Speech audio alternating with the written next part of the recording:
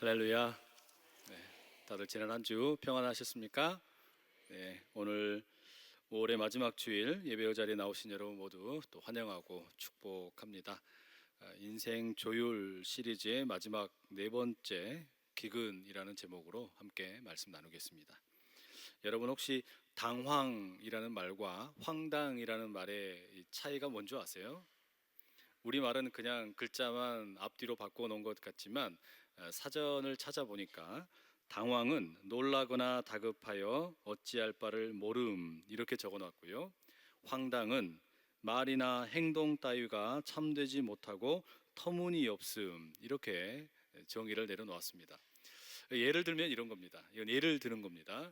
제가 지하철을 타러 갑니다. 그런데 거기에서 이제 표를 끊으려고 하는데 중년의 아저씨가 돈이 없다고 저에게 2천 원만 빌려달라는 거예요. 2천 원을 그래서 빌려줬어요. 그리고 이제 각자 우리는 이제 지하철을 타러 갔습니다. 그런데 우연히 같은 객차를 타게 되었고 제가 이 아저씨가 돈을 세고 있는 걸 본 겁니다. 그러면 제가 어떻게 되는 거예요? 황당한 거예요. 이게 황당한 거죠. 그리고 가만히 있으면 되는데 쫓아가서 아저씨에게 묻는 거예요. 아저씨 지금 뭐 하시는 거예요? 그럼 아저씨가 어떻게 되겠습니까? 당황하겠죠. 네. 저희 교회 지난 주 중에 그런 일이 좀 있었습니다. 여러분 잘 아시는 것처럼 저희가 교회 주보에 우리 주변의 이단들 이렇게 해서 연재로 이단에 대한 정보를 실어 드렸더니 이 신천지에 속한 분들이 이게 좀 당황스러우셨나 봐요. 이 교회 주보가 이렇게 실려 있는 내용을 보고 그래서 경찰서에다가 우리 안산제일교회 주변에다가 집회를 하겠다고 신고를 했습니다. 지난 금요일부터 한 달 동안이나 오늘 올지도 모릅니다. 그런데 이게 이제 그래가지고선 주중에 저희 교회에 찾아오기도 하고요. 여러 가지로 막 압력을 넣는 거예요. 저희는 어떻게 되는 거예요? 황당한 거예요. 자기네들이 한국 교회 전체를 비난하면서 교인들 집집마다 전단지 붙이는 거 이거 제대로 좀 알려야 될 거 아닙니까? 그래서 그게 아니다라는 거 알리려고 주보에다가 너무 소극적으로 조금 이렇게 그림 같은 것도 좀 넣고 이렇게 했더니 글쎄 그걸 가지고 신고를 하고 집회를 하겠다고 하니 너무 황당하더라 이거죠. 아마도 이거는 우리가 다음 주에 이제 항존직 선거를 앞두고 있으니까 이 사탄이 기승을 부리면서 우리에게 시험을 주는 게 아닌가 생각됩니다. 이럴 때일수록 더욱 함께 기도할 수 있기를 축복합니다. 오늘 본문은 또 다른 종류의 이런 당황과 황당을 보여주는 내용이 있습니다. 이 본문의 배경이 이제 이 창세기 12장 1절과 2절로부터 시작되게 되는데 그 내용을 한번 읽어드리겠습니다. 여호와께서 아브라함에게 이르시되 너는 너의 고향과 친척과 아버지의 집을 떠나 내가 네게 보여줄 땅으로 가라. 내가 너로 큰 민족을 이루고 네게 복을 주어 네 이름을 창대하게 하리니 너는 복이 될지라. 하나님께서 아브라함이라는 한 사람을 부르시고 택하시는 장면입니다. 이것은 성경에서 대단히 의미가 있고 중요합니다. 왜냐하면 하나님의 백성 이스라엘이 새롭게 출발하는 일종의 움트는 현장이기 때문입니다. 하나님께서는 아마도 아브라함이라는 이 한 사람에게만 이렇게 접근을 하신 건 아닌 것 같아요. 하나님의 마음에 합한 사람, 하나님께 순종하는 사람, 그 한 사람을 찾기 위해 하나님께서는 여기저기 다니시면서 찾아다니셨죠. 그런데 아무도 하나님의 이 부르심에 제대로 응답을 하지 않는 겁니다. 그러나 이 아브라함은 달랐습니다. 아브라함은 하나님의 부르심에 진지하게 응답하여 아버지였던 데라와 함께 자신의 고향이었던 갈대아 우르에서 이제 떠나게 됩니다. 어디로 가야 할지 정확히 몰랐습니다. 그러다가 중간에 하란이라는 도시에 이제 도착을 하게 되죠. 그 하란이라는 도시 참 살기 좋은 곳이었습니다. 경제도 발달되어 있었고 또 많은 사람들이 있었고 친척들과 함께 모여서 옹기종기 잘 살 수 있는 모든 여건이 잘 갖추어져 있는 도시였습니다. 그런데 거기에 다시 하나님의 음성이 들리는 것이죠. 떠나라. 하지만 이제 늙고 연로해지신 이 아버지 데라는 이 하란이라는 도시가 너무 마음에 들어서 정착하기로 마음을 먹고 아브라함만 자신의 가족들을 이끌고 다시 여행을 떠나게 됩니다. 미지의 곳으로, 하나님께서 이끄시는 곳으로 가게 되는 것이죠. 그렇게 하나님의 이끌림을 따라서 가게 된 도착한 곳이 가나안이라는 동네였습니다. 이 가나안이라는 땅에 도착하게 되었을 때 아브라함과 이 사레, 이 부부 그리고 많은 식구들이 뭘 하게 됩니까? 7절 말씀에 이렇게 기록합니다. 여호와께서 아브라함에게 나타나 이르시되 내가 이 땅을 네 자손에게 주리라 하신지라. 자기에게 나타나신 여호와께 그가 그곳에서 제단을 쌓고. 아브라함은 하나님께서 보여주신 땅 가나안에 도착해서 제일 먼저 예배를 드리는 것입니다. 제단을 쌓아서 이제 하나님, 나는 하나님의 백성입니다. 하나님의 뜻대로 살아가는 백성입니다. 하나님을 의지해서 살겠습니다. 그런 마음의 고백을 담아 예배를 드린 것이죠. 그러니 이제는 모든 일이 잘 되어야 되지 않겠습니까? 하나님 예배하면서 하나님께 제단을 쌓았으니까 모든 일이 잘 풀려야 될 것 같은데 본문이 시작하는 내용에 보면 문제가 생깁니다. 오늘 우리가 읽은 본문 첫 번째 구절인 10절 이렇게 시작하지요. 그 땅에 기근이 들었으므로. 하나님께서 너무나 오랜만에 아브라함과 이 사례를 보면서 기뻐하셨습니다. 하나님의 마음에 합한 사람을 만나셨어요. 마치 아담과 하와 이후에, 그리고 홍수 이후에, 노아 이후에 참 하나님 마음에 합한 제대로 된 사람을 만나셨는데, 그래서 이들을 가나안 땅으로 이끌어 주셨는데 이 땅에서 만나는 게 뭐냐? 기근이었습니다. 하나님께서 이끌어 주셨으면 복이 넘쳐야 될 것이고 은혜가 넘쳐야 될 것이고 그리고 뭔가 좋은 일이 많이 있어야 될 것이라고 우리가 생각하기 쉬운데 그 땅에서 처음 만나게 되는 게 뭐냐? 기근이었다라는 거예요. 기근이라는 말은 히브리어로 라아브라는 말입니다. 근데 이것은 특별히 배고픈 기근입니다. 경제적인 기근을 가리킨다라는 말이죠. 그런데 이것이 지역적으로 몇몇 가정에만 찾아온 문제가 아닙니다. 그 땅에라는 말에서 우리가 유추해 볼 수 있는 것처럼 온 나라가, 온 땅이 다 기근을 만났다는 겁니다. 온 땅이, 온 민족이 다 함께 어려움을 겪고 경제적으로 신음하는 일이 생긴 것이죠. 여러분, 이런 기근을 만나게 되었을 때 이 아브라함의 마음이 어땠을까요? 대단히 당황스러웠을 겁니다. 하나님께서 말씀하셔서 하나님의 음성을 듣고 그 고향 땅을 떠나서 이곳에 왔는데 오자마자 만난 것이 기근입니다. 하나님께서 부르셔서 내가 그 말씀에 순종해서 이곳에 왔는데 오자마자 만난 것이 배고픔이에요. 그러니 어찌 당황스럽지 않겠습니까? 하나님께서 부르셔서 그 살기 좋은 동네 하란을 떠나서, 아버지를 떠나서, 많은 친척들을 떠나서 이곳으로 왔는데 어떻게 하나님이 이런 일이 있을 수 있습니까? 아브라함이 당황스러운 일을 겪게 되었다라는 말이죠. 혹시 오늘 예배드리러 나온 여러분 가운데도 이런 당황스러움을 경험한 분들이 계시지 않는지 생각됩니다. 요즘 우리나라 경제가 장기 불황에 들어간 것 같다라고 말하는 분들이 많지요. 이 10절의 말씀처럼 그 땅에 기근이 들었으므로, 이 말씀이 꼭 오늘 우리나라의 경제를 가리키는 것 같다라는 말입니다.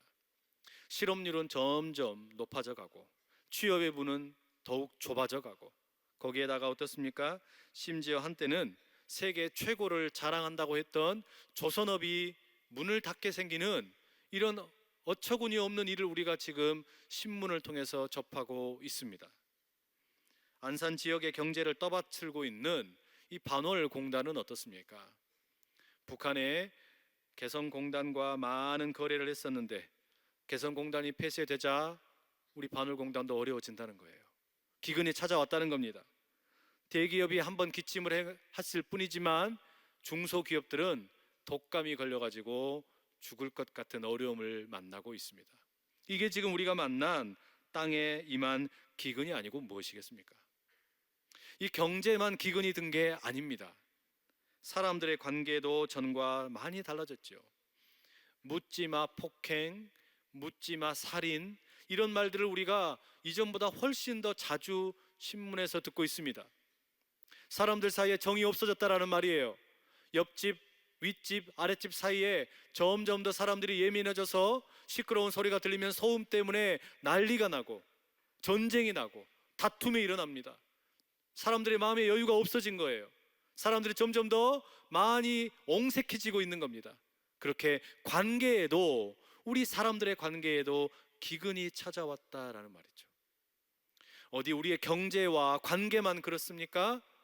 어려운 시대를 사니까 몸이라도 건강해야 되는데 열심히 일하지 않으면, 무리를 하지 않으면 가족을 부양할 수 없을 것 같다라는 생각 때문에 몸을 돌보지 않고 일을 하다가 몸의 건강에도 기근이 찾아오고 있습니다. 이러면 안 된다, 이렇게 잠 안 자고 일하면 안 된다, 해로운 것을 알면서도 무리하다 보니까 결국 건강의 기근을 만나는 분들이 참 많습니다. 오늘 예배를 드리러 나오신 성도 여러분, 여러분은 어떠십니까? 또 다른 기근을 만나고 계시지는 않습니까? 영적인 기근입니다. 교회는 많고 이곳저곳에서 말씀은 들리는데 어디에서 진짜 하나님의 말씀이 있는지 영적인 기근을 느끼고 있는 분들이 참 많으세요. 또한 오늘 이 예배 자리에 나와서 이런 고민하는 분들도 계실지 모릅니다. 다른 사람들은 경제적으로 어렵고 또 관계가 어렵고 그리고 건강이 어려울지라도 나는 하나님 믿으니까, 나는 예수님 믿으니까, 성령님 믿으니까 성도는 괜찮겠지. 그런데 그 기대가 완전히 허물어지는 겁니다. 성도의 삶에도 똑같이 이 땅에 임한 기근이 찾아오고 있다라는 것입니다. 하나님 믿으면 괜찮을 거라고 생각을 해서 그 믿음 가지고 사업장에 새로운 설비를 투자하고 직원들을 새로 뽑고 정직하게 사업을 했는데 오히려 경제는 더 어려워져서 기근을 만나고, 사람들이 배신을 하면서 관계가 깨어지는 기근을 만나고, 그것 때문에 스트레스를 받다가 몸의 건강이 망가지는 건강의 기근을 만나는 이런 일들 때문에 지금 혹여나 신음하고 있는 분들이 계시지 않습니까? 이런 기근을 만나면 우리는 당황하게 됩니다. 우리는 어려움을 겪을 수밖에 없습니다. 본문의 아브라함과 사례를 보십시오. 이들은 먹고 살기 힘든 이 기근 때문에 결국 이민을 결심합니다. 이주를 하기로 하는 것이죠. 남쪽으로 내려가면 애굽이라는 나라가 있는데 거기에는 나일강이라는 커다란 강이 있고 그 커다란 강이 땅을 비옥하게 해서 먹고 살기에 좋다더라, 이런 소문을 듣고 남쪽으로 다시 여행을 떠나기로 결심을 합니다. 지난번에 하란에서 여행을 떠날 때와 차이점이 있다면 딱 하나밖에 없습니다. 하나님의 음성을 듣지 않았다라는 겁니다. 하나님의 음성을 듣고 하란에서는 떠났는데 이번에는 너무 배가 고파가지고 그냥 떠나 버렸습니다. 그리고 애굽 근처에 도착을 하게 되었는데 거기서 아브라함과 사레 이 부부 사이에 황당한 일이 벌어지게 됩니다. 11절 이하에 보면 애굽에 거의 도착했을 때 많은 가족들 가운데 아브라함이 사레만, 자기 아내만 따로 불러냅니다. 그리고서 당신이랑 나랑 긴히 할 이야기 있다, 우리 함께 같이 이야기 좀 나누자, 비밀 이야기를 하자고 불러내죠. 그리고 나서 남편인 아브라함이 아내인 사레에게 어렵게 말을 꺼냅니다. You are so beautiful to me. 당신 내가 보기에 정말 이쁩니다. 너무 이쁘다. 달콤한 말이죠. 너무 달콤한 말 아닙니까? 남편이 아내에게 이렇게 예쁘다고 하니까 얼마나 좋아요. 그런데 이 달콤한 분위기가 이 뒤에 이어지는 말에 완전히 확 깨집니다. 13절 한번 보십시오. 원하건대 그대는 나의 누이라 하라. 그러면 내가 그대로 말미암아 안전하고 내 목숨이 그대로 보존되리라 하니라. 이게 무슨 이야기냐면, 우리가 이제 애굽 땅에 들어가게 되면 당신이 이뻐도 너무 이뻐가지고 애굽에 있는 사람들이 당신을 데려가려고 할 것이다. 그러면 내가 남편이니까 날 죽일 거야. 그러면 날 죽이고 당신 데려갈 거니까 어떻게 돼? 내가 죽게 생겼지? 그러니까 우리 이제는 부부하지 말고 남매하자, 요약이라고 있는 거예요. 지금 이게 뭡니까? 아직 아무 일도 벌어지지 않았어요. 미래에 아직 아무 일도 벌어지지 않았는데 아브라함이 벌써부터 겁을 집어먹고 또 그냥 불안하고 걱정이 되어가지고 아내에 대해서 아무런 배려도 하지 않은 채 그냥 나 좀 살려주라 이러는 거예요. 물론 거기 가면 문제 생길 수 있죠. 어려움을 만날 수 있죠. 그러나 이 문제를 함께 살자라고 이야기를 해야지. 본문에 뭐라 그래요? 내 목숨이 그대로 보존되리라. 이거 지 혼자 살겠다는 이야기 아닙니까? 이 아브라함의 말 속에가 그런 이기적인 마음이 담겨 있는 겁니다. 아내의 마음이라고는 요만큼도 고려를 안 한 거예요. 너무 이기적인 태도죠. 그러니 이게 보이기에는 부탁하는 것처럼 보이지만 사실상 이건 완전 협박입니다. 이 상황이 같은 남자이지만 저도 아브라함을 변호해 줄 수가 없어요. 이건 완전히 100% 아브라함이 잘못했다 이 말입니다. 여러분, 이런 남편의 어처구니 없는 말을 들은 이 아내 사레가 어떻게 반응했을까요? 본문에 보시면 아브라함의 행동에 대해서 사레가 어떻게 대응했다라는 말이 한마디도 기록이 없습니다. 한마디의 언급이 없어요. 왜 그랬을까요? 하도 황당해가지고, 이 남편인 아브라함의 행동이 하도 황당해서 말을 안 해버리는 거죠. 침묵해버리는 겁니다. 그걸 지금 보여주는 거 아니겠습니까? 남편의 행동이 하도 기가 막히니까 말을 안 하고 입 다물고 침묵을 해버리는 거예요. 우리 남자 성도분들에게 묻겠습니다. 혹시 집에서 아내가 대화를 하지 않고 침묵할 때가 있으시던가요? 그 침묵의 의미가 무엇이겠습니까? 남편의 행동이 하도 어이가 없어서 침묵하는 것인지도 모릅니다. 남편이 하도 이해가 안 되니까 황당해서 입을 다무는 것일지도 몰라요. 제가 이걸 어떻게 하냐고요? 저희 집에서 많이 경험해 봤습니다. 집에서 보니까 그렇더라고요. 여러분의 부부는, 여러분의 가족은 이런 황당한 일을 겪지 않으시기를 축복합니다. 그렇기 때문에 성경이 지금 말하려고 하는 게 뭡니까?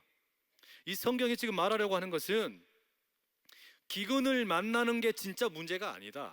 그게 문제의 본질이 아니다.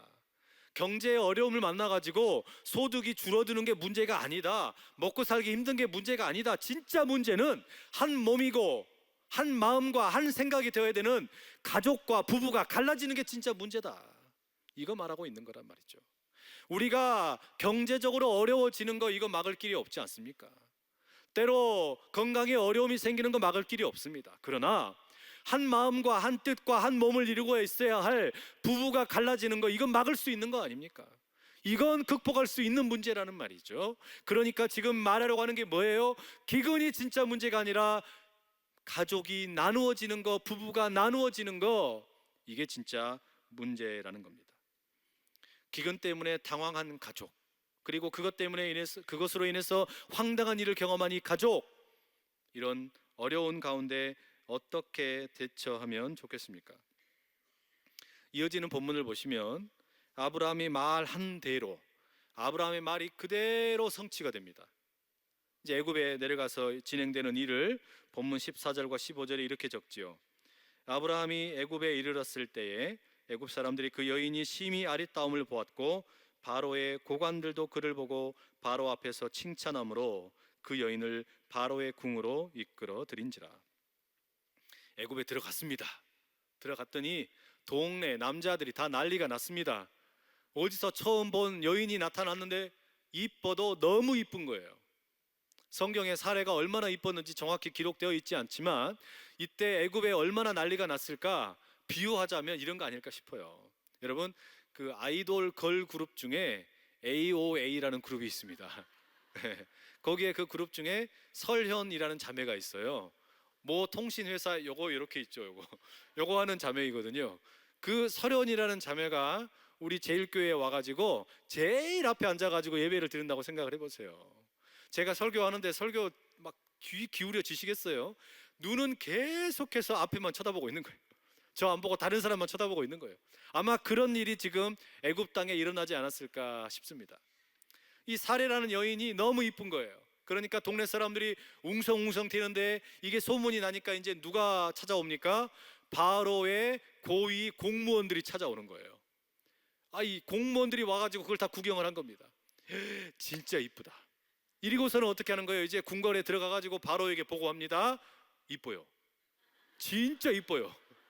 바로에게 그렇게 막 응답을 하는 거예요. 그러니까 바로가 이뻐? 그러면서 그래가지고 이 여인을 데리고 오는 거 아닙니까? 그래서 이제 그 사례를 데리고 오는데 물었죠. 니네 둘이 부부 아니지?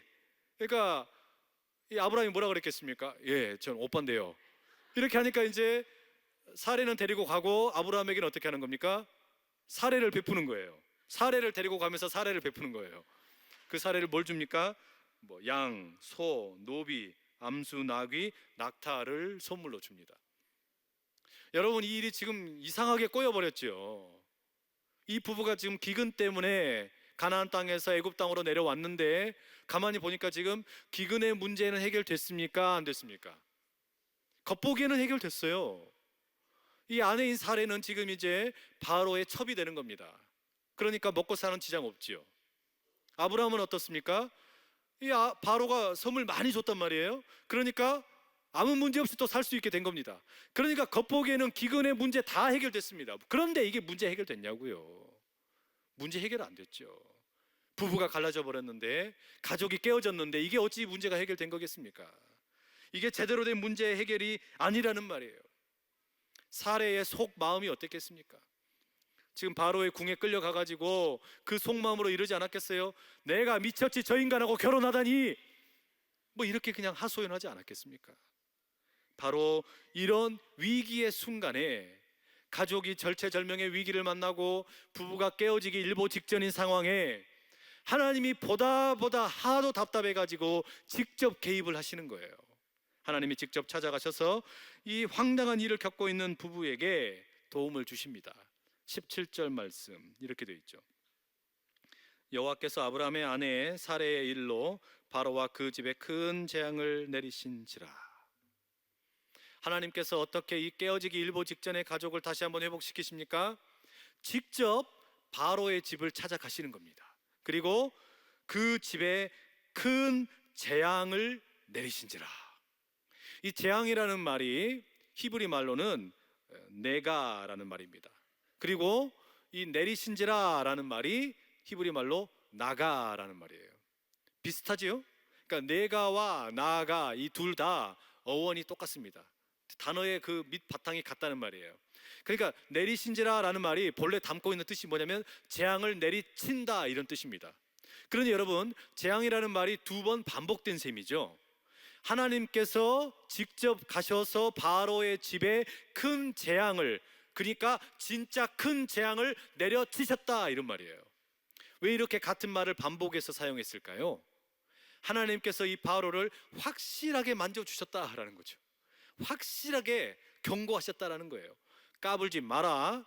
이 바로야, 까불지 마라. 사레랑 이 아브라함은 둘 다 부부다. 너가 건들면 안 된다. 확실하게 경고하신 거예요. 이 일이 지금 바로의 집에 하나님께서 개입하셔서 일어난 일입니다. 그러니 여러분, 이 일이 이렇게 진행되는 걸 가만히 보니까 제일 황당한 사람이 누굽니까? 바로예요. 바로가 제일 황당한 일을 겪은 겁니다. 보세요. 자기는 아무것도 모른 채 그냥 아브라함의 말만 믿고 사례를 데리고 와서 자기 첩으로 삼으려고 그랬어요. 후궁으로 삼으려고 그랬단 말이에요. 그래서 그렇게 데리고 왔다가 어떻게 됩니까? 하나님이 자기 집에 벌을 주니까 그 사례를 다시 돌려보냈죠. 그리고 아브라함에게 주었던 그 사례 있잖아요. 자기가 준 물건들, 뭐 나귀도 주고 돈도 주고 많이 줬단 말이에요. 그러니까 재물도 다 줘버렸지, 데리고 왔던 여인도 다시 줘버렸지. 어떻게 된 거예요? 자기 혼자 손해본 거예요. 자기 집만 완전히 혼난 겁니다. 이렇게 바로가 지금 무진장 하나님으로부터 황당한 일을 겪은 겁니다. 이게 도대체 무슨 이야기겠습니까? 하나님께서 한번 택하면, 하나님께서 한번 부르셨으면 끝까지 붙들어 주시는 줄로 믿습니다.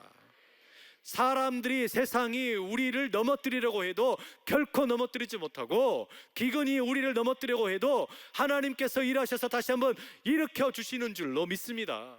성경이 지금 그거 말한단 말이죠. 아브라함과 사레 부부가 기근을 만났을 때 너무 당황해가지고 이 일을 어떻게 할꼬 당황한 나머지 하나님의 음성 듣지 않고 다른 데 가서 도움을 구하려고 애굽에 내려왔습니다. 그러다가 황당한 일을 만나서 부부가 깨어질 뻔했습니다. 실수는 아브라함이 했지만 고치시는 분은 하나님이시란 말이에요. 우리가 때로 인생에 실수를 하고 넘어지기도 하고 내가 스스로 뭔가 잘해보려고 하다가 자빠져서 헤매는 일이 너무나 많은데 다시 이렇게 세워주시는 그 위대한 하나님이 우리 하나님이신 줄로 믿습니다. 기근을 만나서 당황하다가 하나님 음성에 귀 기울이지 않았는데, 분명히 잘못한 것은 아브라함과 사레인데, 황당한 일이 벌어지게 되어서 가족이 깨지게 된 것도 이들이 잘못한 것인데, 그런데 하나님께서 들어가셔서 고쳐주신다는 말이에요. 여러분, 우리에게도 이 하나님이 똑같이 일하시는 겁니다. 우리가 당황하는 일을 만나고 그래서 황당하게 이렇게 헤매이고 있을 때 우리 하나님은, 우리는 손을 놔버려도 하나님 끝까지 붙잡아 주신다는 말이죠. 하나님께서는 그렇게 우리가 때로 기근을 만날 때 이 기근이 그냥 어려운 일이 되는 것으로 내버려 두는 것이 아니라, 사실은 그 기근이 하나님의 계획 안에 있을 때는 우리를 조율하시는, 인생을 조율하시는 하나님의 계획인 줄로 믿습니다. 내가 기근을 만났다, 그게 경제적인 것이든 관계가 되었든 아니면 어떤 건강이 되었든, 이런 기근을 만나게 되었을 때 이것이 하나님 손에 붙들리고 있다는 것을 깨닫게 되면, 그 기근이라는 것을 통해 나의 인생을 조율하고 계시는 그 하나님을 우리가 비로소 만나게 될 줄로 믿습니다. 오늘 본문이 그걸 보여주는 거예요. 아브라함과 사레의 기근을 해결하신 분은 하나님이십니다. 아브라함의 실수를 고쳐주신 분도 하나님이십니다. 남편의 그 말도 되지 않는 일 때문에 황당한 일을 겪고 마음이 상해버린 사레의 마음을 회복시켜 주시는 분도 하나님이십니다. 위기의 가정을 회복시켜 주신 분이 하나님이십니다. 배고픔을 해결해 주신 분이 하나님이십니다. 거부가 되도록 도와주신 분이 하나님이신 줄로 믿습니다. 결국 아브라함과 사레는 애굽 땅에서 어디로 돌아가게 됩니까? 약속의 땅, 하나님이 처음 불러주셨던 가나안 땅으로 돌아가게 됩니다. 많은 재물을 가지고 하나님의 기적 같은 일을 경험한 채 이 부부가 다시 돌아가게 되는 것이죠. 그래서 가나안 땅으로 돌아가 아브라함과 사레가 어디로 가고, 그리고 무슨 일을 하게 됩니까? 오늘 우리가 읽은 본문 마지막 13장 4절 이렇게 적고 있습니다. 그가 처음으로 제단을 쌓은 곳이라, 그가 거기서 여호와의 이름을 불렀더라. 어디로 갔다라는 것이에요? 처음 하나님의 부름을 받고 갔던 곳, 그래서 제단을 쌓고 예배 드렸던 곳, 그곳으로 제일 먼저 달려갔다라는 겁니다. 내가 그렇지, 기근을 만났을 때 먼저 하나님의 음성에 귀를 기울였어야 되는데, 하나님께 예배를 드렸어야 되는데, 기근 때문에 당황하다가 하나님 음성 듣지 않고 내가 다른 데서 도움을 구하려다가 이렇게 힘든 일을 겪었구나. 아브라함이 다시 예배를 드리면서 그것을 깨닫습니다. 나는 하나님을 그렇게 제대로 이해하지 못하고 하나님을 제대로 예배드리지 못했음에도 불구하고 하나님은 끝까지 나를 붙잡아 주셨구나. 아브라함이 그 예배를 통해 그걸 경험하는 거예요. 그리고 뭐라 그럽니까? 거기서 여호와의 이름을 불렀더라. 여러분, 예배의 자리에서 이 하나님을 만나시기를 축복합니다. 이것이 예배인 줄로 믿습니다. 지난 주일 저녁에 설교 시간에 우리 한웅규 목사님께서 자녀들과 함께 노는 이야기를 들려주셨어요. 집에 가면 딸들이 있는데 그 딸들과 놀 때 딸들의 손목을 탁 잡아주고, 딸들도 이 아빠의 손목을 잡아주고, 그리고서 빙빙 돌리는 이런 놀이를 한다는 거예요. 아빠가 놀이기구처럼 이렇게 빙빙 돌려주는 거예요. 근데 아이들이 아빠가 이렇게 돌려주면 너무 재미있으니까 때로 어떻게 됩니까? 손을 놔버리는 거예요. 그런데 아빠가 손을 놓으면 됩니까? 안 됩니까? 이렇게 빙빙 돌다가 재밌지 재밌지 하다가 놔버리면 어떻게 돼요? 날아가는 거예요. 아이가 큰일 나는 거죠. 재밌지 재밌지 하다가 아이는 너무 재밌어가지고 손을 놔버려도 아빠는 손을 놓을 수가 없는 거예요. 아버지는 손을 놓을 수가 없는 거예요. 그 손을 놔버리면 그건 아빠가 아니죠. 이게 우리 하나님이시라는 말입니다. 우리는 어떤 일이 너무 재미있어가지고 하나님 손을 놔버릴 때도 있고, 때로는 기근을 만나가지고 손을 놔버릴 때도 있고, 경제적인 기근 때문에, 관계의 기근 때문에, 때로는 영적인 기근 때문에, 때로는 건강의 기근 때문에 우리는 하나님의 손을 놔버릴 때도 있는데, 그런데 그때까지도 끝까지 우리 하나님은 붙잡고 계시는 아버지이신 줄로 믿습니다. 이 하나님을 만나는 게 예배란 말이에요.